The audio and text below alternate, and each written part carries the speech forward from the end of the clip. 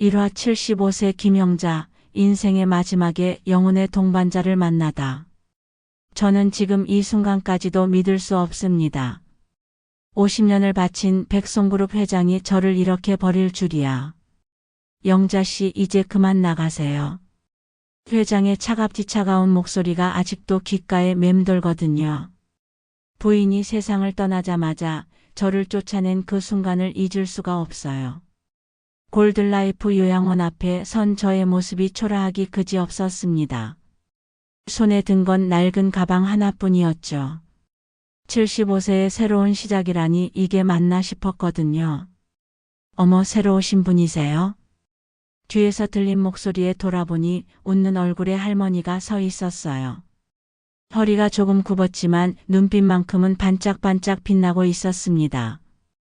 저는 박춘길이에요. 78세죠. 춘길 할머니의 첫인상은 솔직히 좋지 않았어요. 촌스러운 옷차림에 거친 손, 그리고 사투리까지 섞인 말투였거든요. 명문대를 나와 50년간 재벌가에서 일한 저와는 너무나 다른 모습이었습니다. 하지만 첫 느낌이 틀렸다는 걸 금세 알게 됐어요. 영자씨, 힘들었지 예?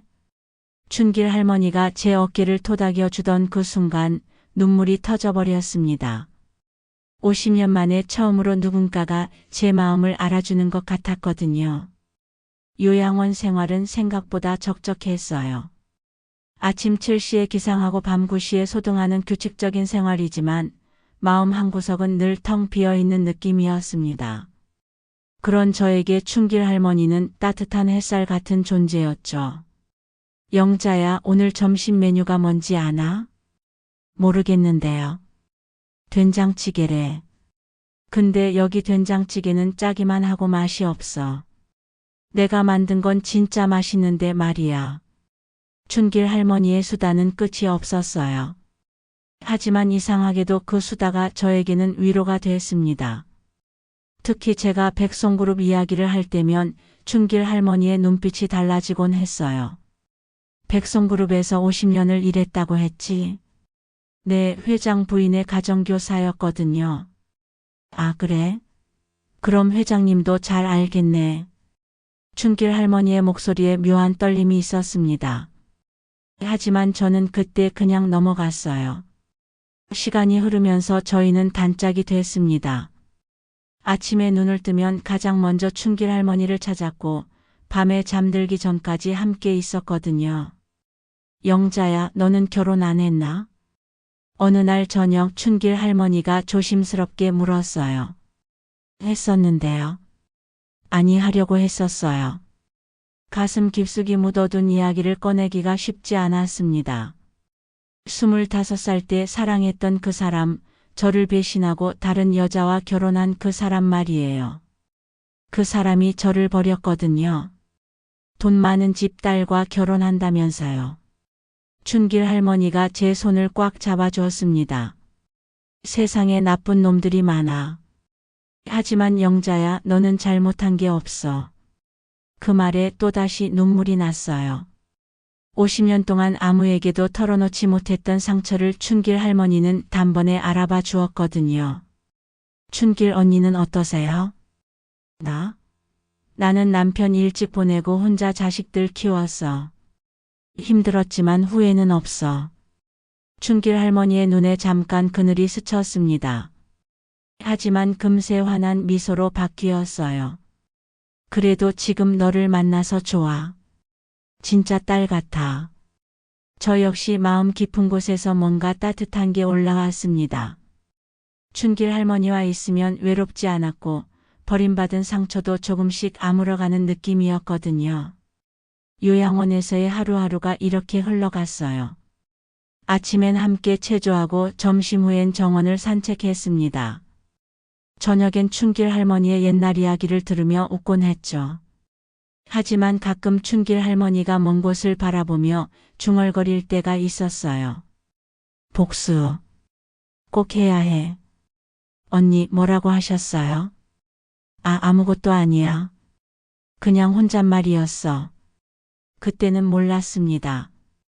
춘길 할머니에게 숨겨진 비밀이 있다는 걸요. 이화 절친의 죽음 그리고 드러나는 숨겨진 진실. 새벽 3시 비명소리에 잠에서 깼습니다. 춘길 할머니가 쓰러지셨어요. 간병사의 다급한 목소리에 심장이 멎는 줄 알았어요. 급히 춘길 할머니 방으로 달려갔는데 그곳엔 의식을 잃고 쓰러져 있는 춘길 할머니가 있었습니다. 119에 신고했어요. 곧 올 거예요. 저는 춘길 할머니의 손을 꽉 잡았어요. 차가운 손이 얼마나 무서웠는지 몰라요. 언니 일어나세요. 제가 여기 있어요. 하지만 춘길 할머니는 눈을 뜨지 않았습니다. 응급실에서 기다리는 시간이 얼마나 길었는지 모르겠어요. 시계 바늘이 움직이지 않는 것 같았거든요. 보호자세요? 의사가 나왔을 때 저는 벌떡 일어났습니다. 네, 그런데 어떻게 됐나요? 심장마비입니다. 다행히 생명에는 지장이 없지만 며칠 더 지켜봐야겠어요. 가슴을 쓸어내렸지만 안심할 수는 없었어요. 78세의 나이에 심장마비라니 얼마나 위험한 상황이었는지 알 수 있었거든요. 병실에 누워있는 춘길 할머니를 보니 눈물이 또 났습니다. 6개월 동안 함께 지내며 진짜 가족 같았던 분이었는데 이렇게 갑자기 떠날 수도 있다는 생각에 무서웠어요. 영자 씨. 3일 후 춘길 할머니가 깨어났을 때 저는 그 자리에 있었습니다. 언니, 깨어나셨네요. 아이고, 내가 얼마나 잠들었나. 3일 동안이요. 얼마나 걱정했는지 몰라요. 춘길 할머니가 제 손을 약하게 잡았어요. 영자야, 미안해. 너를 놀라게 해서. 무슨 말씀을 하세요? 이제 괜찮아지실 거예요. 하지만 춘길 할머니의 표정은 어딘가 심각했습니다. 영자야, 내가 할 말이 있어.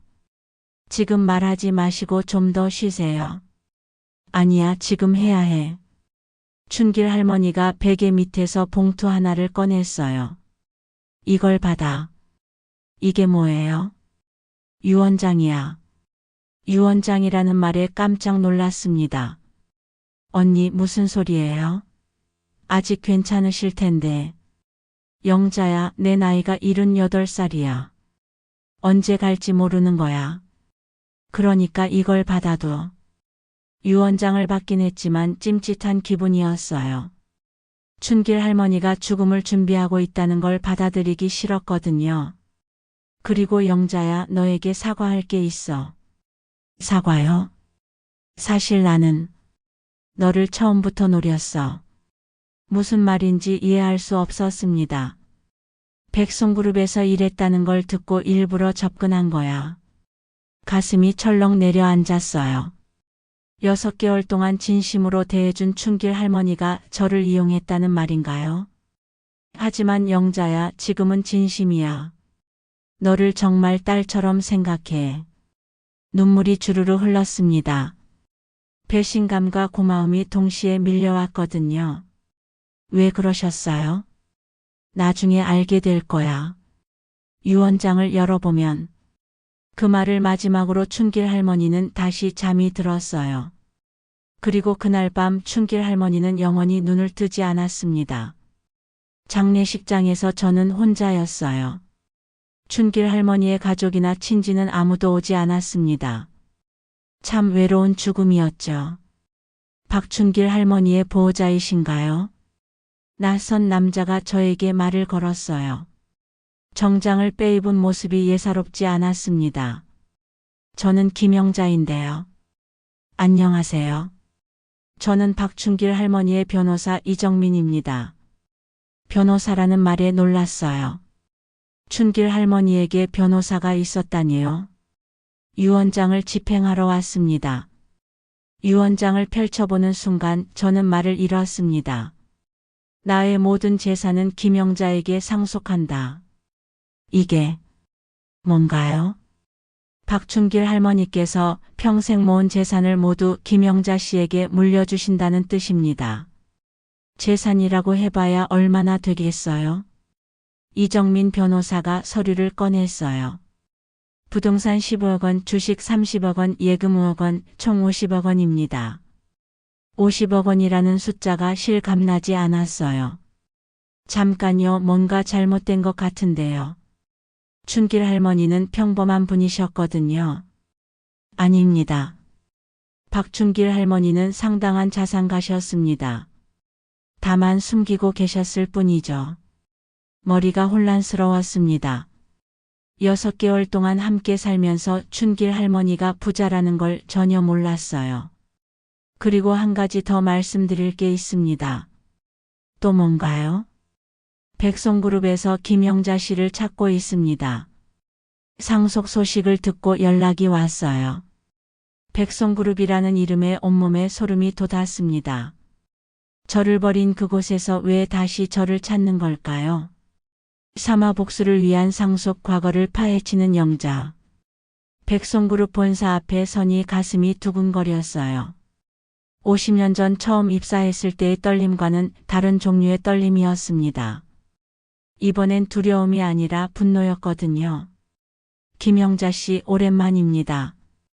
회장실에서 만난 백송철 회장의 모습은 많이 늙어 있었어요.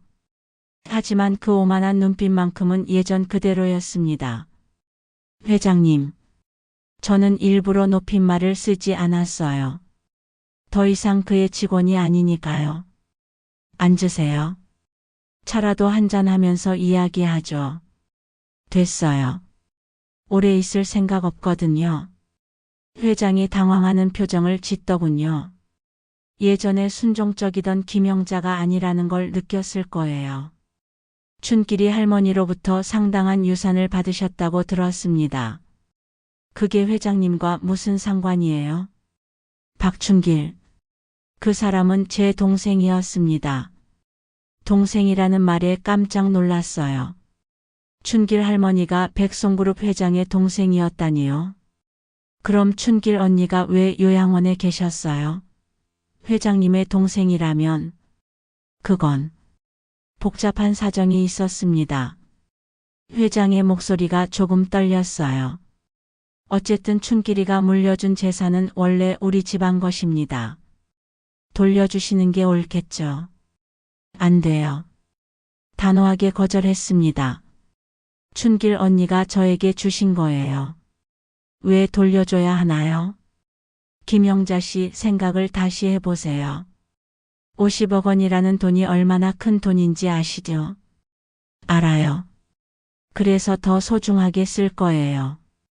회장의 얼굴이 험악해졌습니다. 그렇게 나오시겠다면 다른 방법을 써야겠네요. 협박하는 듯한 말투였지만 저는 물러서지 않았어요. 좋을 대로 하세요. 회사를 나오면서 가슴이 시원했습니다. 평생 처음으로 백송철 회장에게 맞서본 거였거든요. 하지만 궁금증이 더 커졌어요. 춘길 할머니와 백송철 회장 사이에 대체 무슨 일이 있었던 걸까요? 춘길 할머니의 유품을 정리하기 위해 그녀의 집을 찾아갔습니다. 생각보다 큰 아파트였어요. 요양원에서는 상상할 수 없는 규모였죠. 정말 부자였구나. 거실에 놓인 가구들도 모두 고급스러웠습니다. 하지만 어딘가 쓸쓸한 분위기가 감돌았어요. 방안을 살펴보던 중 오래된 나무 상자를 발견했습니다. 자물쇠가 채워져 있었지만 열쇠는 쉽게 찾을 수 있었어요. 상자 안에는 오래된 사진들과 일기장이 들어 있었습니다. 첫 번째 사진을 보는 순간 온몸에 전율이 흘렀어요. 젊은 시절의 춘길 할머니와 백송철 회장, 그리고 제가 25살 때 사랑했던 그 남자 이민호가 함께 찍힌 사진이었거든요.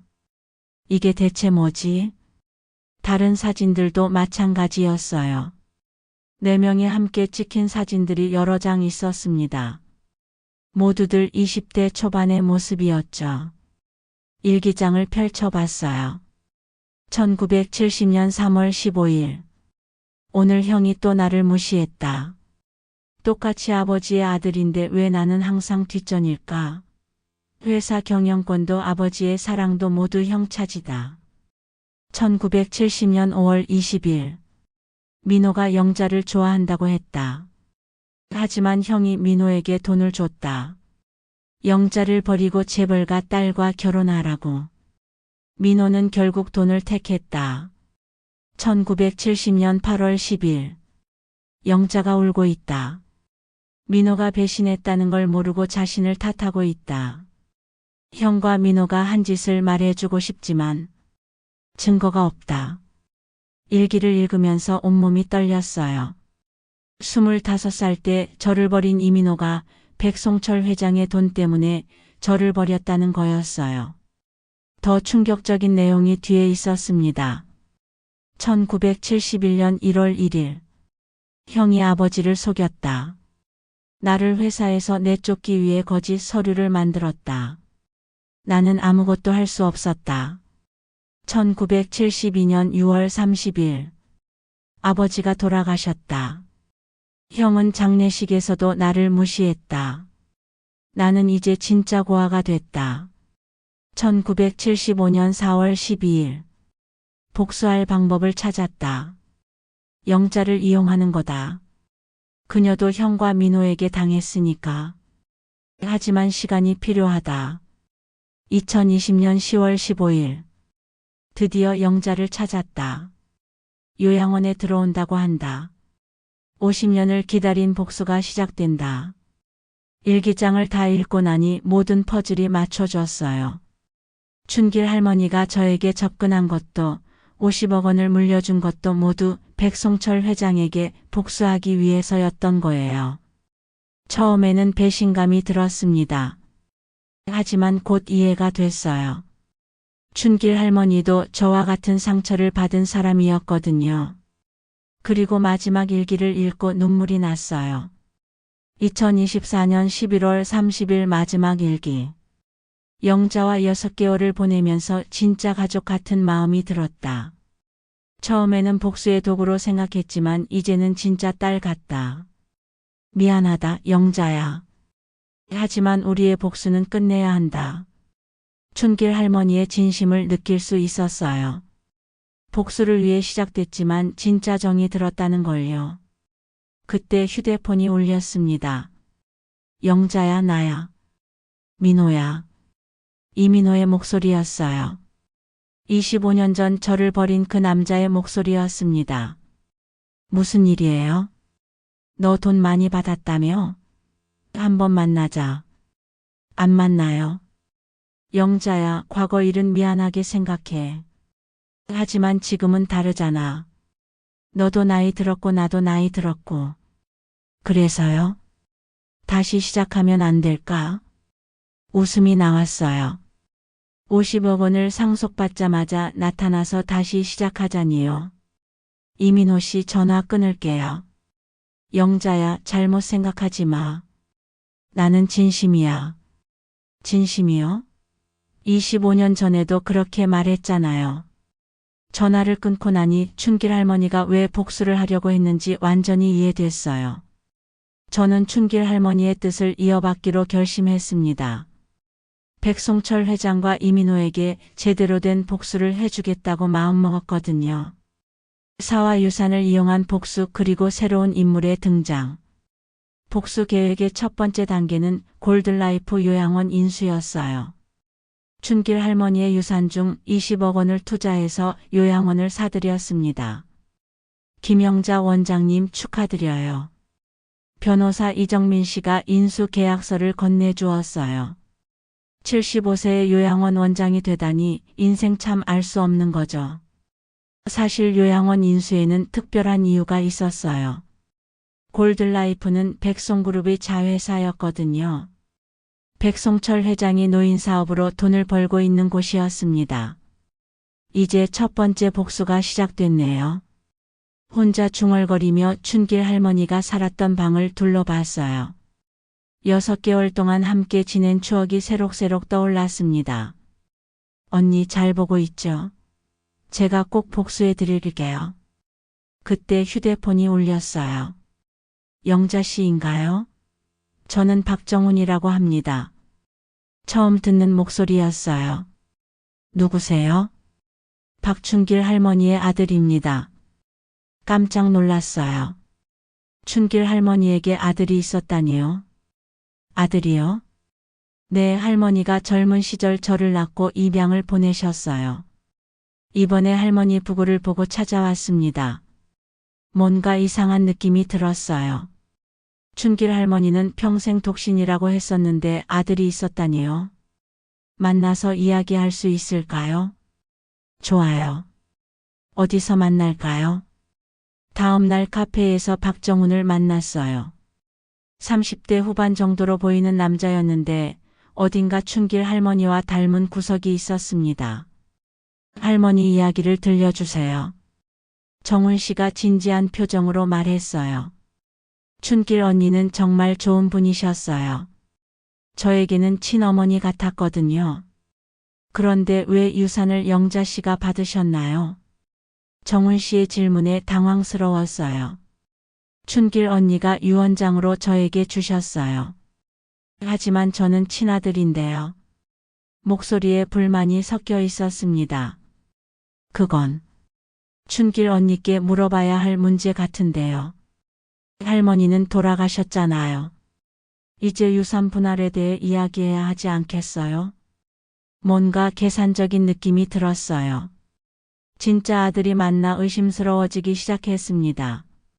증명할 수 있는 서류가 있나요? 물론이죠. 정훈 씨가 서류 뭉치를 꺼냈어요. 출생신고서와 임양 관련 서류들이었습니다. 이걸 보시면 제가 할머니의 친아들이라는 걸 알 수 있어요. 서류들을 살펴보니 정말 박춘길의 아들로 되어 있었어요. 하지만 뭔가 어색한 부분들이 있었습니다. 생각해보고 연락드릴게요. 너무 오래 생각하지는 마세요. 법적 절차를 밟을 수도 있거든요. 협박하는 듯한 말투에 기분이 나빠졌어요. 집에 돌아와서 이정민 변호사에게 전화했습니다. 박춘길 할머니에게 아들이 있었나요? 아니요, 평생 독신이셨다고 들었는데요. 그런데 박정훈이라는 사람이 나타나서 자신이 아들이라고 해요. 의심스럽네요. 서류를 한번 검토해 보겠습니다. 며칠 후 더 큰 충격이 기다리고 있었어요. 영자야, 오랜만이야. 이민호가 요양원에 나타났습니다. 25년 만에 직접 만나니 감정이 복잡했어요. 왜 왔어요? 너 혼자 이런 큰 사업을 할 수 있을까 싶어서 말이야. 걱정 안 하셔도 돼요. 영자야, 우리 과거는 과거고 지금은 다르잖아. 나도 이혼했거든. 그래서요? 다시 시작해보자. 50년 전과 똑같은 말이었어요. 하지만 이번에는 제가 달랐습니다. 이민호 씨, 저는 바빠요. 돌아가세요. 영자야, 내가 왜 그랬는지 설명할 기회도 안 줄 거야? 설명은 필요 없어요. 다 알고 있거든요. 이민호의 얼굴이 굳어졌어요. 뭘 안다는 거야? 백송철 회장이 돈을 줘서 저를 버리라고 했다는 건 말이에요. 이민호가 당황하는 모습이 역력했어요. 그건 어떻게 알았어?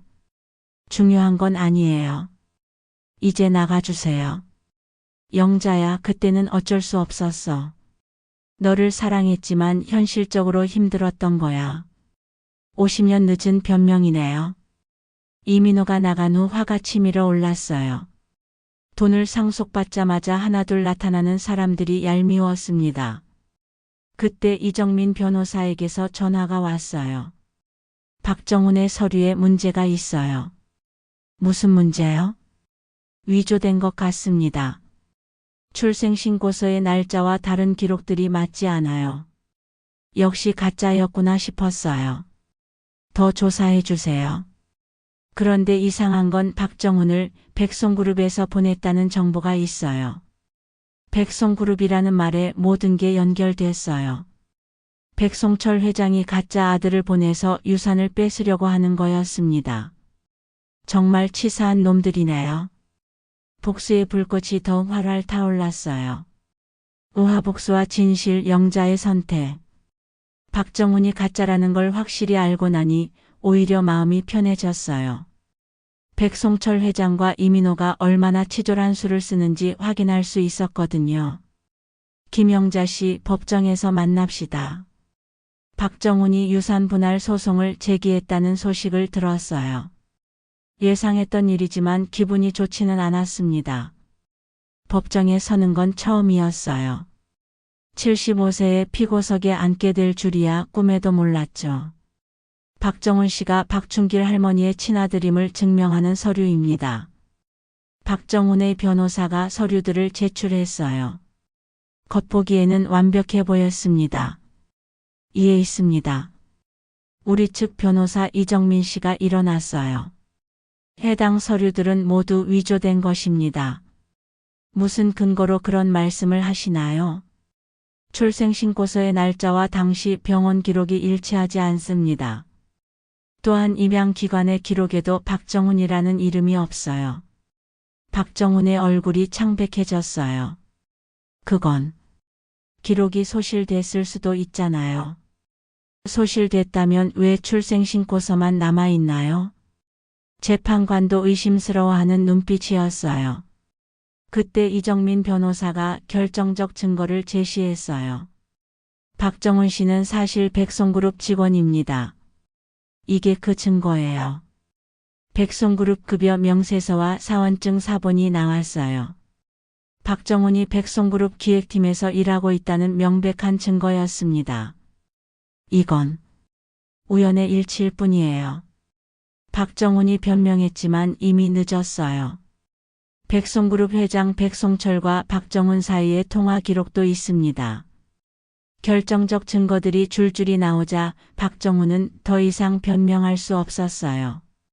재판을 연기하겠습니다. 박정훈의 변호사가 황급히 연기를 신청했어요. 법정을 나오면서 후련했습니다. 하지만 동시에 화도 났어요. 백송철 회장이 얼마나 치밀하게 저를 괴롭히려 했는지 알 수 있었거든요. 영자 씨 축하드려요. 이겼어요. 이정민 변호사가 기뻐했지만 저는 복잡한 심정이었어요. 그날 저녁 요양원에서 혼자 춘길 할머니를 그리워하고 있는데 예상치 못한 손님이 찾아왔어요. 영자야. 백송철 회장이 직접 나타났습니다. 평소의 오만한 모습은 온데간데 없고 지친 모습이었어요. 이제 뭘 하려고 오셨어요? 항복하러 왔어. 예상치 못한 말에 깜짝 놀랐어요. 항복이요? 춘길이 이겼어. 50년 만에 동생이 형을 이긴 거야. 백송철 회장이 소파에 주저앉았어요. 모든 걸 말해줄게. 춘길이가 왜 복수하려 했는지, 왜 너를 이용하려 했는지. 저는 조용히 들었어요. 1970년 우리는 같은 여자를 좋아했어. 여자요? 너 말이야, 영자야. 온몸에 소름이 돋았어요. 춘길이도 너를 좋아했어. 하지만 너는 민호를 택했지. 그래서요? 나는 질투가 났어. 춘길이가 너를 차지할까 봐. 그래서 민호에게 돈을 줘서 너를 버리게 했어. 50년 전에 진실이 드러나는 순간이었어요. 그리고 춘길이에게는 회사 경영권을 줄 수 없었어. 너 때문에 판단력을 잃을까 봐. 그래서 춘길 언니를 내쫓으신 거예요? 맞아. 아버지 명의로 가짜 서류를 만들어서 춘길이를 축출했어. 백송철 회장의 고백을 들으며 춘길 할머니의 한이 얼마나 깊었을지 짐작할 수 있었어요. 후회해요? 매일 후회했어. 하지만 되돌릴 수는 없었어. 그래서 지금 와서 항복한다는 거예요. 춘길이가 죽기 전에 나에게 편지를 보냈어. 영자를 통해 복수하겠다고. 편지 내용을 들으며 춘길 할머니의 마지막 의지를 느낄 수 있었어요. 이제 어떻게 하실 거예요? 회사를 너에게 넘기려고 해. 저에게요? 춘길이의 몫이었던 거니까. 당연히 너 것이야. 하지만 저는 고개를 저었어요. 필요 없어요. 왜? 복수는 이미 끝났거든요. 백송철 회장이 무릎을 꿇고 사과하는 모습을 보니 춘길 할머니의 복수가 완성됐다는 생각이 들었어요. 6화 통쾌한 복수 그리고 새로운 인생. 다음 날 법정에서 박정훈은 모든 걸 자백했어요. 백송철 회장이 저를 괴롭히기 위해 가짜 아들 역할을 시켰다고 말이죠. 죄송합니다, 영자 씨. 박정훈이 고개를 숙였어요. 사실 그도 피해자였어요. 백송철 회장에게 이용당한 것뿐이었거든요. 재판은 제가 완전히 승리했어요. 50억 원 유산은 모두 제 몫이 확정됐습니다. 하지만 더 큰 선물이 기다리고 있었어요. 영자 씨, 백송그룹에서 연락이 왔어요. 이정민 변호사가 흥미진진한 표정으로 말했어요. 이번에는 또 뭐예요? 회사 지분 30%를 무상으로 양도한다고 해요. 30%라니 엄청난 금액이었어요. 수천억 원 가치의 지분이었거든요. 왜 갑자기요? 백송철 회장이 춘길 할머니에 대한 죄책감 때문이래요. 하지만 저는 받지 않기로 했어요. 거절한다고 전해주세요. 왜요? 엄청난 돈인데. 돈이 목적이 아니었거든요. 복수는 이미 완성됐어요. 백송철 회장이 무릎 꿇고 사과한 순간 춘길 할머니의 한이 풀렸다고 생각했습니다. 그보다 더 중요한 일이 있었어요. 골드라이프 요양원을 완전히 새롭게 만드는 일이었습니다. 수익 위주가 아니라 정말 어르신들을 위한 공간으로 바꾸고 싶었어요. 영자 원장님, 식단 개선안 가져왔어요. 직원들이 열심히 도와줬어요. 요양원 분위기도 완전히 달라졌습니다. 여기 음식이 진짜 맛있어져. 간병사들도 친절하고 어르신들의 만족도가 눈에 띄게 높아졌어요. 하지만 가장 큰 변화는 제 마음이었습니다. 춘길 할머니의 방을 기념관으로 만들었어요. 그분과의 추억을 간직할 수 있는 공간이었죠. 언니, 복수 끝냈어요. 이제 편히 쉬세요. 기념관 앞에서 춘길 할머니께 마지막 인사를 드렸어요. 며칠 후 뜻밖의 손님이 찾아왔어요. 영자야, 정말 미안해. 이민호였어요. 하지만 예전과는 완전히 다른 모습이었습니다. 초라하고 지쳐 보였거든요. 뭐가 미안하다는 거예요? 모든 게 미안해. 50년 전도 지금도. 이제 와서 미안하다고 해봐야 달라지는 건 없어요. 알아. 하지만 말은 해야 할 것 같아서. 이민호가 진심으로 사과하는 모습을 보니 마음 한구석이 어른거렸어요. 하지만 이미 늦었다는 생각이 더 컸습니다. 이민호 씨, 이제 그만 가세요. 서로 힘들 것뿐이에요. 영자야. 안녕히 가세요. 이민호를 보내고 나니 홀가분했어요. 50년간 가슴에 품고 있던 상처를 완전히 털어낼 수 있었거든요. 그 후 저는 춘길 할머니의 유산을 사회에 환원하기 시작했어요. 먼저 불우한 어르신들을 위한 무료 요양원을 3곳 더 열었어요. 영자 이사장님, 감사합니다. 어르신들의 감사 인사를 받을 때마다 뿌듯했어요. 또한 젊은 사람들을 위한 장학금도 만들었어요. 가난해서 공부를 못하는 학생들을 도와주고 싶었거든요. 할머니 덕분에 대학 갈 수 있어요. 한 학생이 눈물을 흘리며 고마워했어요. 그 모습을 보며 춘길 할머니도 기뻐하실 거라는 생각이 들었어요. 1년 후 저는 요양원에서 평범한 할머니가 되어 살고 있어요. 원장직은 젊은 사람에게 물려주고 그냥 한 명의 입소자로 지내고 있습니다. 영자 할머니, 오늘 기분이 좋아 보이세요? 새로운 할머니가 말을 걸어왔어요. 네, 좋아요. 오늘은 춘길 언니 기일이거든요. 춘길 언니요? 제가 가장 사랑했던 분이에요. 저에게 진짜 가족의 의미를 알려주신 분이죠. 춘길 할머니 덕분에 저는 진정한 자유를 얻었어요. 돈에 얽매이지도 않고 과거의 상처에 매달리지도 않는 자유 말이에요. 저녁 무렵 요양원 정원을 산책하며 하늘을 올려다봤어요. 언니 잘 지내세요? 저는 정말 행복해요. 구름 사이로 춘길 할머니의 미소가 보이는 것 같았어요. 75세에 새로 시작한 인생이 이렇게 아름다울 줄이야. 춘길 할머니가 주신 마지막 선물이었습니다.